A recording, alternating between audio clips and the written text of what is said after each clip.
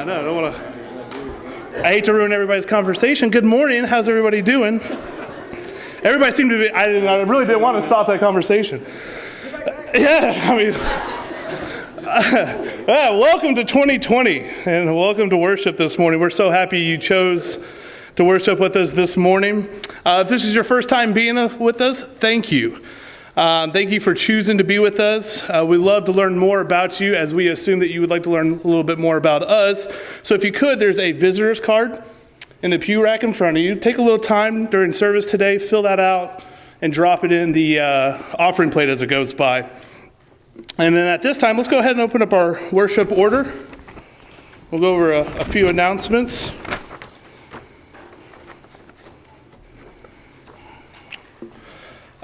Today at 4:30 is our church committee catch-up. We will, this will be a chance for all the committees to get together and plan activities and events for the new year. In the gathering area, there's a list of locations where everybody will be meeting today, so stop by the gathering area after service and figure out where your committee is meeting. That's at 4:30. Also today, down in the youth room, there's a DR lunch meeting. So if you're interested in the mission trip to the Dominican Republic, today we'll have a lunch meeting down at in the youth room. Ladies' Night Out on January 7th at 6 p.m. at the Old Black Bear in downtown Madison. And then also the ladies are having their Ladies' Winter Tea, which will be Monday, January 13th from 10 to 11:30. Please RSVP by the 8th. You'll see the information there where you need to RSVP. Our Trinity volleyball is starting back up. Now, that's a big hit around here. Registration is already opened and will close by February 29th. So if you're interested in playing volleyball for the church, please contact Pastor Mike and let him know. Hopefully get a couple teams going, which would be great. And then lastly, we are back to normal schedule. I know I'm excited. I'm excited about Wednesday nights starting back up with the youth and Sunday nights.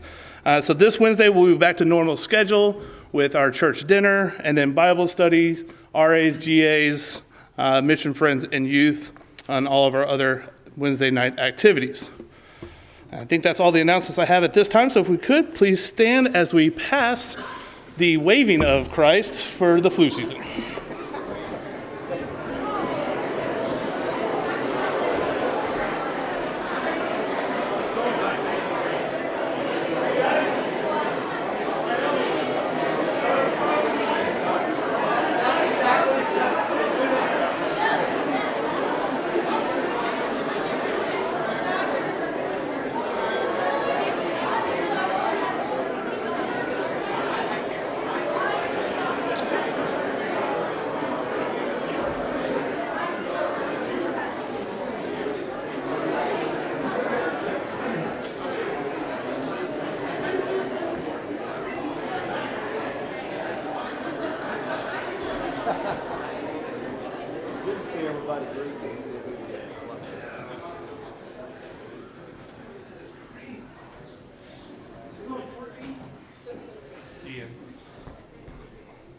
I thought Ian would be starting college next year.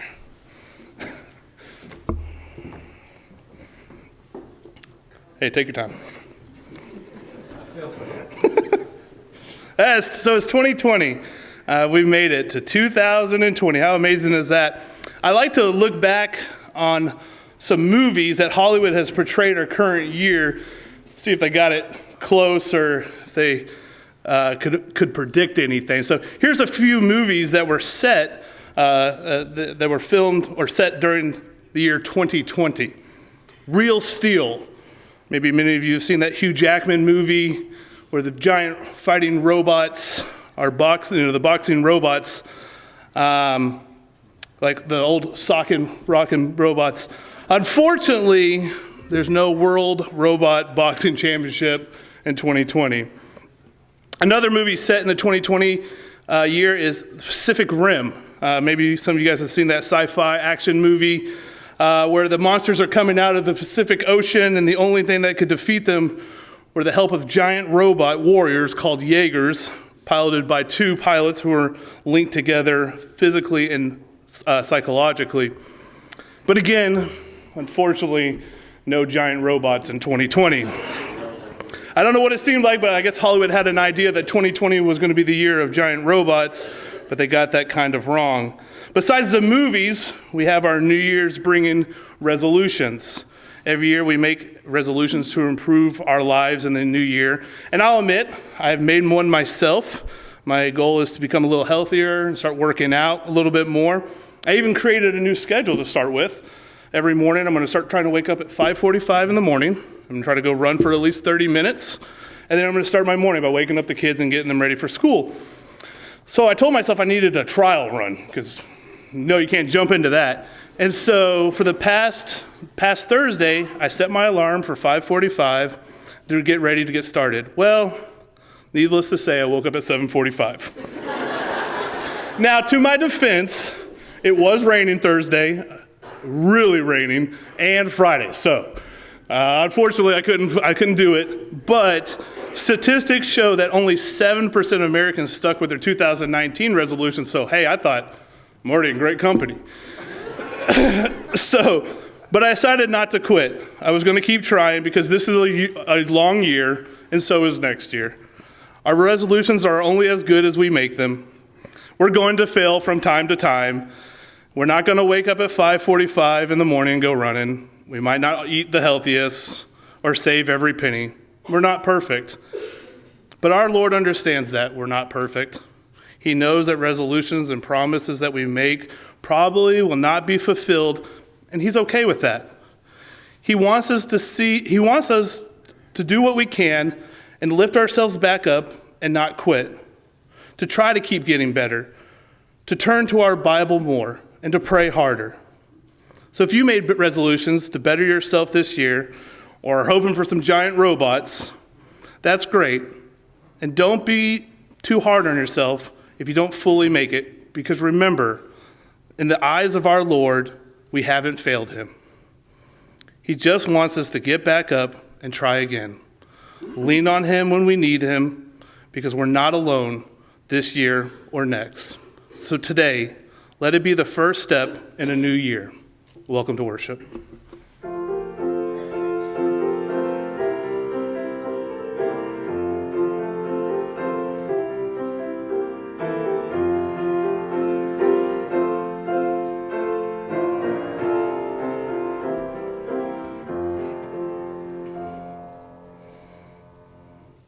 Please pray with me. Dear God, we are so thankful for sending your Son to us, for him to walk with us through times of good and bad, when we are successful, when we fail. We ask that you show others the same love. Show them that they are not alone in this world. Help us keep the excitement of the holidays flowing as we go throughout the year, as we praise your name. In this we pray. Amen.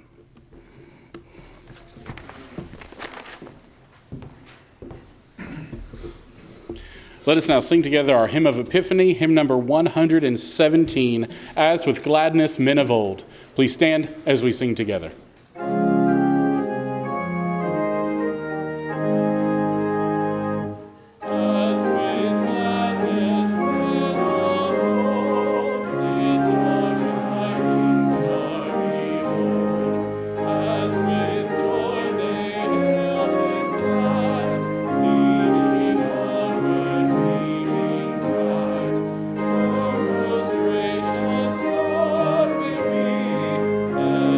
Evermore.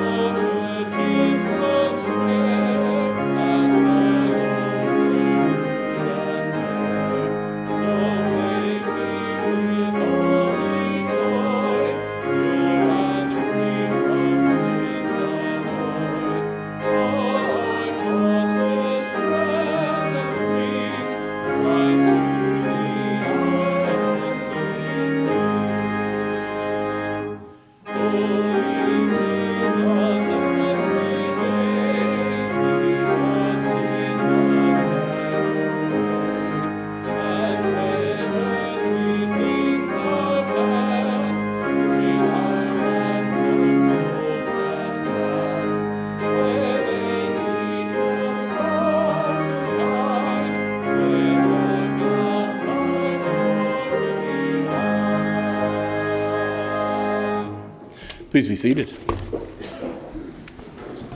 I need to apologize for one other announcement. I had a couple people ask about our offering envelopes that are usually out here in the gathering area by now. We had a little problem with the printer getting them printed in time, so they're kind of on back order. They had a problem at the printer, so as soon as we get them, we'll have them out.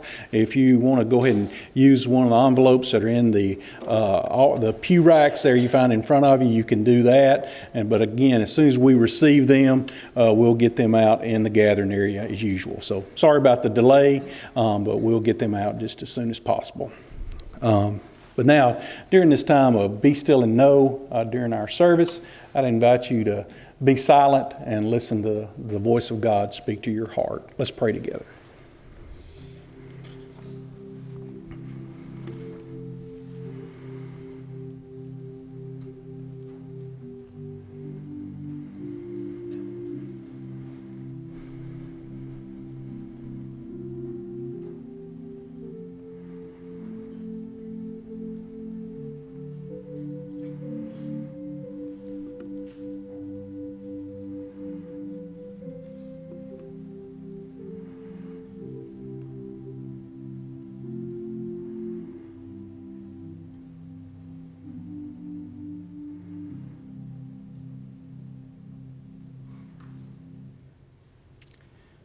Dear God, what I want to pray for is for peace enough to want to work for more, for joy enough to share, for awareness that is keen enough to sense your presence here, now, there, then, and always. In your holy name we pray. Amen. Good morning. Happy New Year to all of you. I hope you had a wonderful holiday with your family and friends. Looking forward to a great start to another new year and the new decade. So not only Happy New Year, but Happy New Decade to all of us. We're going to be spending a lot of time in the Gospel of Mark, and I wanted to read the beginning of it as we start over the next several weeks in this wonderful Gospel. So if you'd like to turn and listen together, I'll be reading in Mark chapter 1, beginning verse 1 through 8. The beginning of the good news of Jesus Christ, the Son of God. As it is written in the prophet Isaiah, "See, I am sending my messenger ahead of you, who will prepare your way. The voice of one crying out in the wilderness, prepare the way of the Lord. Make his path straight." John the Baptizer appeared in the wilderness, proclaiming a baptism of repentance for the forgiveness of sins. And people from the whole Judean countryside and all the people of Jerusalem were going out to him and were baptized by him in the river Jordan, confessing their sins. Now John was clothed with camel's hair, with a leather belt around his waist, and he ate locusts and wild honey. He proclaimed, "The one who is more powerful than I is coming after me. I'm not worthy to stoop down and untie the thong of his sandals. I've baptized you with water, but he will baptize you with the Holy Spirit." And this is God's word for us this morning.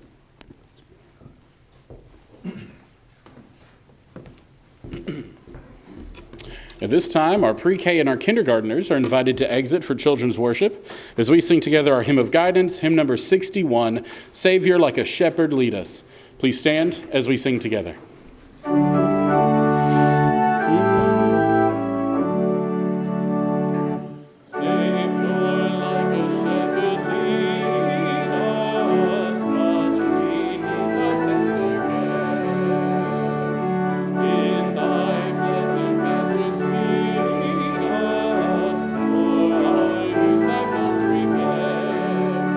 Blessed Jesus,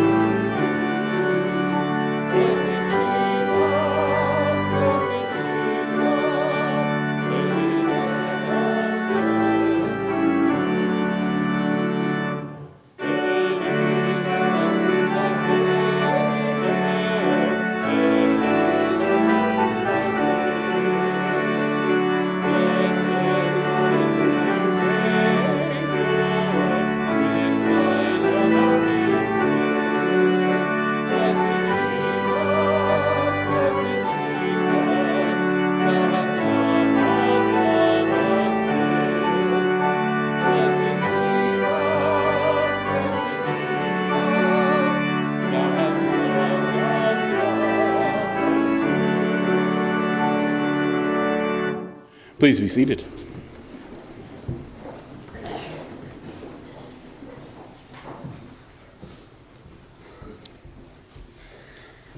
This Sunday's mission moment is a prayer concern from CBF missionary Pat, who is called to do Persian ministry in the U.S. Pat shares a praise for 3 Persian Christians that are growing in their preaching and teaching skills at the Persian church worship service. There are several more individuals who are leading the Bible studies at the church. Plus, they have just started online Bible studies for those who can't attend on Sundays. These are huge steps for this congregation. Please pray for Pat and the others as they continue the process of evangelization, discipleship, and training leaders in this congregation.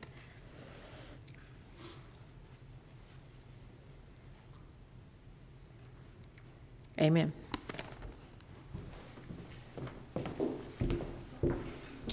Let us now sing together our hymn of devotion, hymn number 320, Turn Your Eyes Upon Jesus. Please stand as we sing together.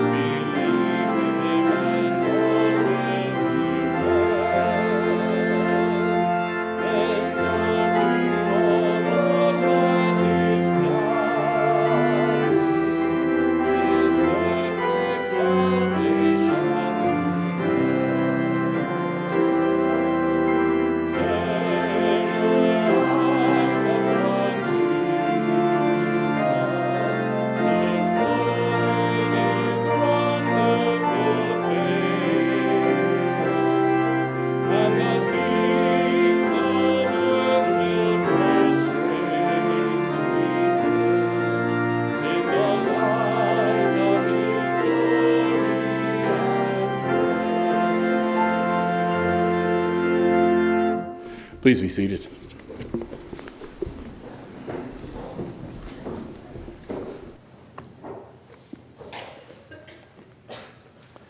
As I said, we'll be looking at the Gospel of Mark for several weeks, all the way through Easter. And I hope that you'll take advantage of the reading this book. It's 16 chapters long. It's the shortest gospel that we have.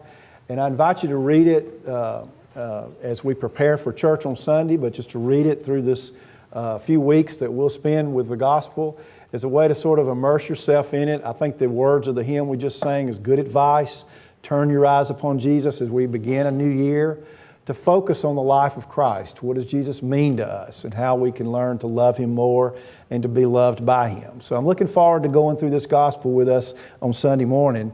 You may know that we've started putting timelines of the sermons that we'll be preaching and our worship themes right through these doors in our gathering area on the left, on that wall. There's a timeline of all the stuff we'll be doing in the spring, the winter, and the spring. So you can sort of follow along. We have a little red sticker of an arrow that will just move along as we go down the timeline.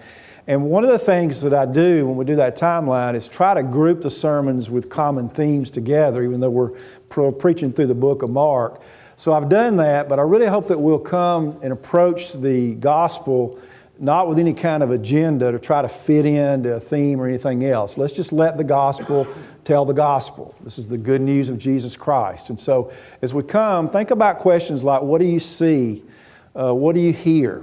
What do you feel when you encounter these words of the gospel? So I thought today would be just a good day to sort of set the stage. And then next week is my annual State of the Church message. We'll still hear Mark's gospel. We'll share the Lord's Supper together, which I think is a great way to begin a new year.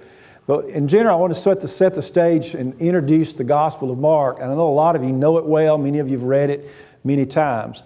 But let me just set the stage by a few things that would be good for us to sort of have in our hearts and our brains as we get ready to read this gospel together. And the first is, none of us know for sure who wrote the book of Mark. And we call it the Gospel according to Mark, but there's nowhere in the gospel itself where the writer says, hey, this is me, while I'm telling the story of Jesus, I'm the one who wrote this story. We don't have that. So it's a little later that the name gets attached, right above the writing of the gospel.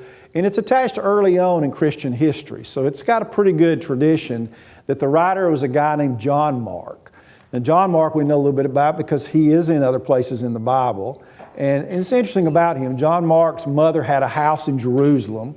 On one night, Peter, who was the chief of the disciples of Jesus, was arrested and put in prison. And the church in Jerusalem gathers at John Mark's mother's home to pray for Peter for his release. And somehow, miraculously, he is released at midnight. He goes and knocks on the door. That's John Mark's home. That's his mother's house where he goes. So there's a connection to Peter early on that we'll hear more about as we go through this Gospel of Mark. John Mark is also, by tradition, there at the Mount of Olives when Jesus is arrested on his last night. You may remember that story. And some people think that he's put a little detail about himself in the Mark's gospel that is not anywhere else. And the detail is that when Jesus was arrested, everybody fled. They ran away when the soldiers put hands on Jesus. But the soldiers grasped to try to catch some of the disciples. And the story is that in Mark's gospel that one of the young men was there and they grabbed at him and only just pulled out his outer clothes. So he was almost naked and he ran away.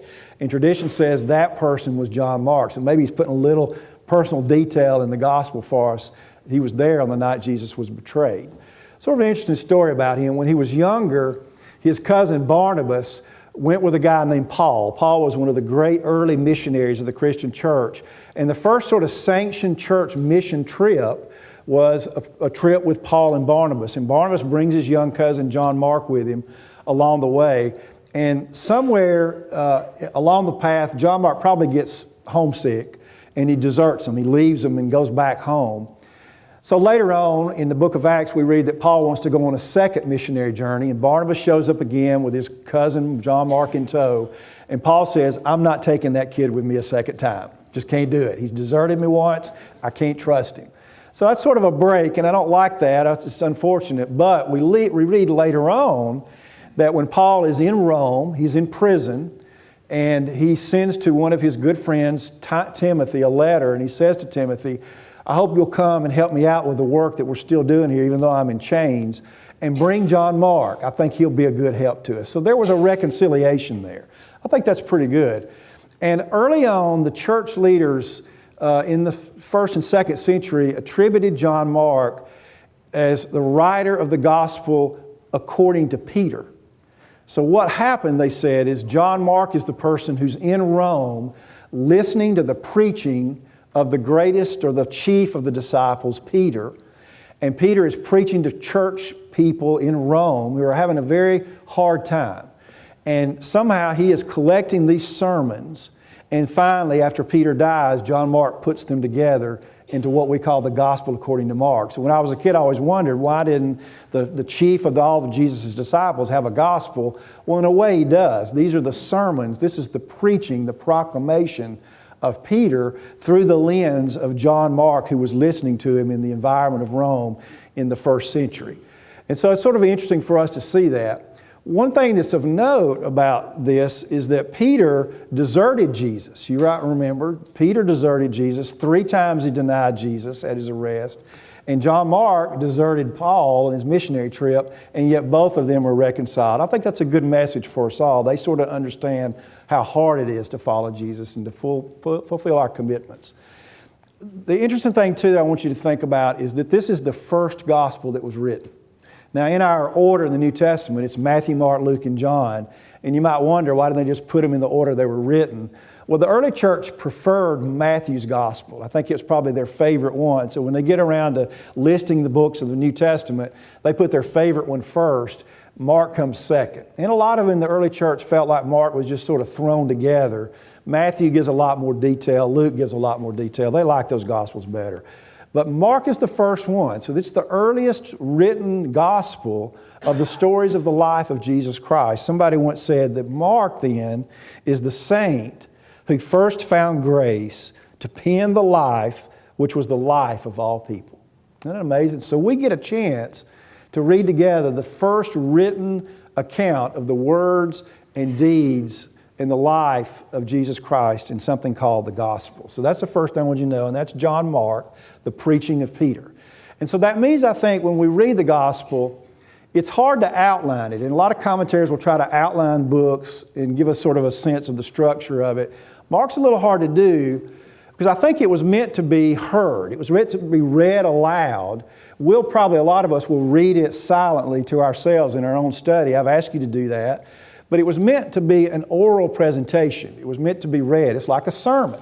So it's meant to be heard sermonically. And that means that throughout Mark, like a sermon, it will take us back with echoes of what we've already heard and foreshadow some places where we'll be going. So as we're reading the gospel, and the sermon is going to take us to remember where we've been with Jesus and then remind us about where we're all going with Jesus, if you will. And that's important for us as we listen to it sermonically. That means it's not, for example, a history book. It's not going to tell us how the heavens work. Instead, it's going to tell us the work that has been done by Jesus so that we can get to heaven and we can know God. In the end of the Gospel of John, the writer there says this about his gospel: these things are written so that you may believe that Jesus Christ is the Son of God, and through believing you may have life in His name. So this is a sermon sent to Christians to be read aloud and heard with their ears and their hearts and their souls so that they might be strengthened in their belief, or if they don't believe, they might come to believe that Jesus is the Son of God. And like a good introduction of any sermon getting our attention, the introduction goes this way, the first verse, the beginning of the good news of Jesus Christ, the Son of God. And that means that the sermon is about our faith, Christianity, and the sermon is about good news, and the good news is about a person. It is about a person named Jesus. That is what our faith is about. It's not about rules or regulations or all these things that we a lot of times add to what it means to be a follower of Jesus. Christianity, the gospel, the good news, is about a person. And Mark is inviting us to get to know this person better. Reading and listening to the words and the life stories of Jesus, particularly His death for us, and to be loved by this person. So to have this kind of relationship with us. Now, the third thing I want to say about it is that there are 2 really important literary techniques or characteristics to it. So when you're reading it, knowing how it was written, it helps us understand it a little better. Okay? And one of the things is, if you have trouble paying attention, if you have a little attention deficit issues in your life, Mark is your gospel. It happens very fast. You don't blink here because stuff's just going to keep constantly happening. There's a lot of action. The word suddenly, immediately, they'll appear many times. Immediately appears 27 times in these short 16 chapters of Mark's gospel. It's very fast-paced, and there are several of these ascendetons, which I looked up to make sure I had right. Ascendeton is when you just are riding so fast you don't have time to put the conjunctions in there. So Susie got her bike, rode down the street. instead of Susie got her bike and then she rode. You don't have time to put those extra words in there. So Mark will put phrases together real fast for us, sometimes forgetting the verb and letting us to supply that for ourselves, because this is a fast-paced gospel. It's like a novel that you just can't put down because there's so much action and stuff that'll be happening to it. And I think you'll see that. So don't blink. You'll miss some stuff if you do, because Mark's not going to waste space with a lot of flowery words. He's going to tell us about Jesus, who has stuff to get done, and he's going to go ahead and get it done, okay? And my friend Brett Younger says that if you look in the back of hymnals, there's an index of the scriptures that go with the hymns, and he says Mark will be the shortest one, because there's not a lot of hymns that are based on Mark's gospel. He said partly, Brett says, because people in Mark's gospel don't have time to stop and sing. I mean, they're just really on the move all the time. Immediately, 27 times we hear that word. We're going to be going and doing. There's things to be done. We don't have time to tarry. We're going to be moving fast. And the plot will be scary. It'll get real scary. And because of that, Jesus has some stuff that's serious, and he's going to try to take care of it. He tells only 4 stories in the gospel. There's only 4 parables in Mark's gospel, and the most important one probably is the story of a sower who went about just throwing seed everywhere, hoping that some of it would take root, and it goes all over the different kind of grounds. We'll come to that story at some point. And that's the way Jesus does this. He's going to be scattering miracles, scattering words, meeting people. They'll pop up here, and this will happen, and all that kind of stuff. And then it's going to be stuff that we will miss because we want more details. We'll want to know more about the birth of Jesus. There's no wise men in this gospel. We don't get Mary singing the Magnificat, my soul magnifies the Lord. All that stuff is not there. Jesus is just going to be really busy here. So he's going to be frantic. And I saw where Pope Francis this week was greeting a group of people in a big crowd, and some lady just held on to his hand, and he was trying to pull away, and she wouldn't. He sort of, just sort of patted her hand away a little bit or something like that. And I could see Jesus and Mark doing this. I haven't got time. I'm moving on really fast. So we're going to pay attention when he stops and spends some time with people. But he's moving on pretty fast here, and he's going to yell at demons in this sort of scary plot that's coming out. Things are serious. He's going to, if Peter's preaching this and John Mark's filtering it for us, Peter's remembering Jesus turning around and hollering at him in the road when Peter says something that's really stupid, like he often did. This is an intense gospel. So that's something I want you to think about. If you got some attention deficit stuff, this is your gospel. The second thing is something we call the messianic secret. And that's sort of odd. There's a lot of details about Jesus' life we wish we knew. What was Jesus like when he was 16 years old? I'd love to know a little bit about that. We just don't know much about that, do we? In Mark's gospel, when some people, particularly demons or other folks like that, strangely enough, when they know something about Jesus, they're all forbidden to tell about it. So there's a secret. So the people who do know what we'd love to know in the story are told not to tell it to us. The messianic, the Messiah, the secret. And that's sort of strange. In Luke's gospel, there's no secret. People do tell all the time, and Luke provides a lot of details about Jesus.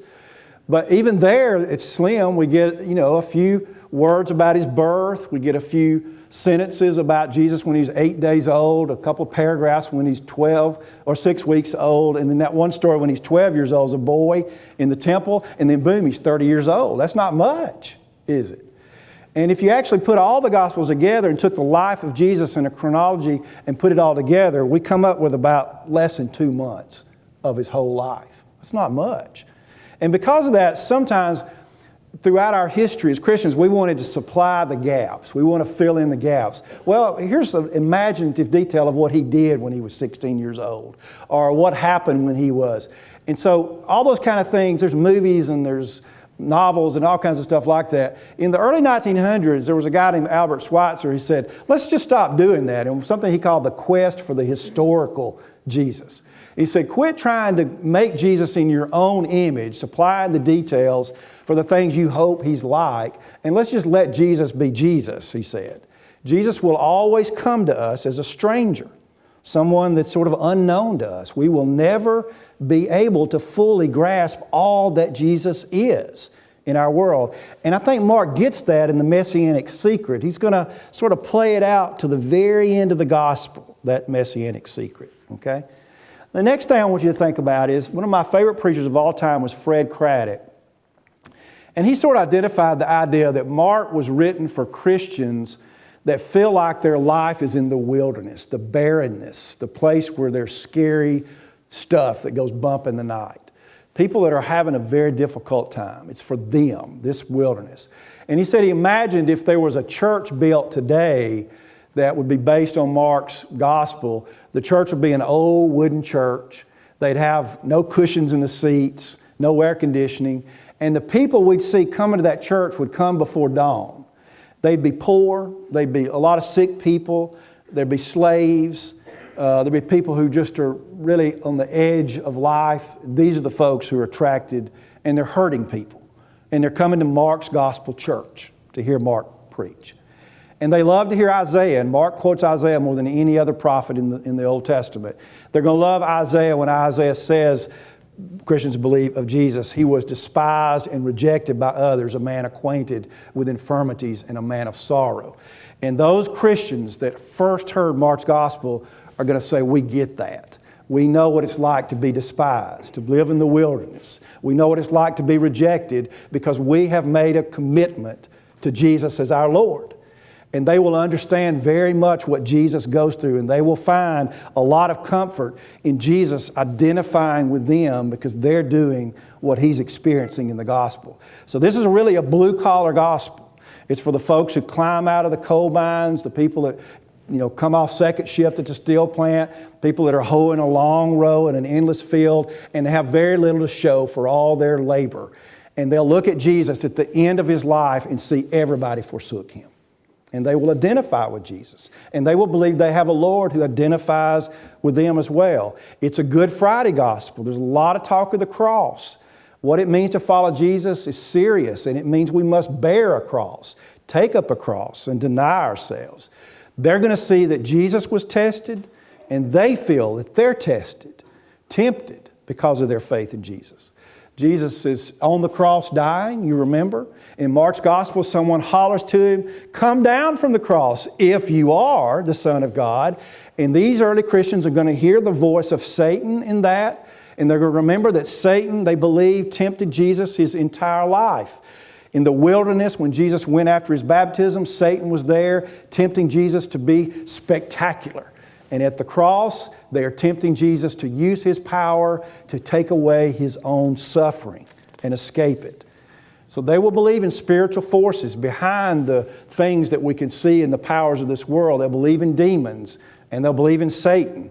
They'll believe in the apocalyptic end of the world that will not end in a whimper or some big bang, but it will end by the Word of God creating what God wants to create. So what happens is, when Jesus dies on the cross and is raised to life, there is a group of people that create a community we know as the Church of Jesus Christ. And these are really unique folks from all walks of life. And this early Christian community is going to live in a conflicted world where they will face all kinds of opposition. They will feel like they're in the wilderness, but they will cling very strongly to the strong sense of a promise of Jesus that will one day be fulfilled. And that promise will see them through. And then they will cling to this Jesus that they believe understands what they're going through in their wilderness life. You remember Kermit the Frog once time said, "It ain't easy being green." And these early Christians would say, we can see in the Gospels, it's not easy to be Jesus. And then they say of their own lives, it's not easy being one of Jesus' followers either. And some believe that this Gospel was written around the mid-60s AD. So sometime around the persecutions of the really crazy Emperor Nero, blaming the fire of Rome on religious people, including Christians, and persecuting them for it. And because of that, they're going to see Jesus being tested and tempted and despised, and they're going to find a lot of identity with Jesus because of that. They will be reduced to meeting in the catacombs. They will hold church in the cemeteries. And they will read in their cemetery church meetings in the catacombs in Rome about Jesus after His baptism going out into the wilderness. And Mark adds the detail that there were wild beasts out there. And I think some of them will say, we know what it's like to face the wild beast. Some of our friends have faced the wild beast in the arena of the games of the Roman Colosseum. And they will understand when they read in there in the gospel that Jesus was falsely accused, that he was lied about, and that he was betrayed, because they will feel the same thing. And they will hear Jesus say to them in the gospel, there will be a time when you will be handed over to the authorities. Brother will betray brother. But no matter how hard it gets and how big the wilderness seems, you will be able to be my witnesses. And they will take great comfort and strength from that. And that's something that will play into when Jesus says, render unto Caesar what's Caesar's, and unto God what is God's. And these early Christians will hear, that means Caesar doesn't control everything. There is something better and something more. And when they hear the Roman centurion at the end of the gospel look up as Jesus breathes his last on the cross, and the Roman centurion says, surely this was the Son of God. It is not only a statement of their faith, it is a political, subversive message too. Caesar is not God, the one we've committed our lives to, that has caused us to live a wilderness existence. Despite that, we will believe that he is the Son of God. So this wilderness motif will be something that will help us understand this gospel. Jesus will tell them he's decided to build a new temple, and it will not be built by human hands. It will be built in the community of everyday folks, individuals who will come together in community despite their diversity to choose the path of service, to confess what they believe to be most deeply true about this person, Jesus Christ, and to choose to be witnesses for Jesus no matter the cost. So they will love to hear the preachers tell them the truth. And the truth is, if you want to be a disciple of Jesus, you must deny yourself. You must take up your cross, and you must follow him every day. They'll hear about Jesus, who has torn open the heavens, crossed the boundaries, and performed mighty deeds, even in the midst of people who have hard hearts, and they will take hope from it. Fred Craddock once told a story talking about evil, and he told a story about a little boy who lived in a village some time ago, and they used to go to a well to get water, and it had a wooden cover over it. It was a common well that a lot of folks used. And one day the boy got water, and he left the cover off, and there was an old lady there, Miss Pounds, and Miss Pounds said, you got to put the cover back on the well, boy, don't you know? And he said, yes, that's right. Animals can get in there, bugs and stuff, and it can make us sick. She goes, no, it's not what goes in the well that can cause us harm. It's what comes out of the well at night that can cause us harm. So put that lid back onto it every night. She said, demon comes out of that well at night, and that demon is responsible for when barns burn or crops fail or babies get sick. And one night, the little boy is in bed. It's a really cold night, and he remembers he'd gotten water and he forgot to put the lid back on the well. So in his pajamas, he goes out in the cold, puts the lid on the well. And the next day, he goes through the village and he asks people, and he finds out no barns were burned and no babies got sick, and he pats himself on the back and says, I helped save this village tonight. None of us are unfamiliar with evil. However we ascribe evil, we have not figured out a way to solve the problem of evil in our world. There are still Roman Christians in our world today. There are still people who were poor, enslaved, in bondage, suppressed. They will be dragging themselves in on the idea that they have committed their lives to Jesus Christ as the Son of God. And they will cling when they have nothing else to cling to. They will cling to this person, Jesus, and His promises that they will believe are surely going to come true. And Mark's church will love to hear preaching that opposes evil. Mark's church needed to hear that kind of preaching. When Karl Barth, a great theologian, was 82 years old, he said, the last word which I have to say as a theologian is not a term like grace, it is a name, Jesus Christ. I know a guy who's a pastor in England, pretty well known, and he said when he was growing up as a young adult, he would go to church about once a month. He said, but I just didn't find it relevant to me, and I didn't care for it. He said, the world was extraordinary to me, but church was very boring. He said, I used to count the bricks on the wall. We don't have bricks on the wall. In my little church, I used to count the tiles on the ceiling. He said church was very boring, not like the universe that maybe God had created. And then he said, I didn't know why this was relevant to me, going to church. He said, we're reading a book that was written over 2,000 years ago, over 2,000 miles away from where I live. And it seemed like all these rules that wanted to affect my life. And I had a pretty good life, so why would I want people to tell me how to live my life when I like the life that I'm living? But he said it was his brother who said, you've got it all wrong. You're thinking Christianity is about rules. It's about checking your brain when you come to the door. It's about going to church and doing things and not doing things and all that. Have you read the very beginning of the Gospel of Mark? And so he went back and read it, and you heard me read it earlier. I'm going to read it again. The beginning of the good news of Jesus Christ. And his brother said to him, Christianity is not about all those other things. Christianity is about a person. It's about a person that we are to come to know and to love. A person who wants to love you and me even more. It's about a person. That is the gospel. And so my last thing is this from Mark.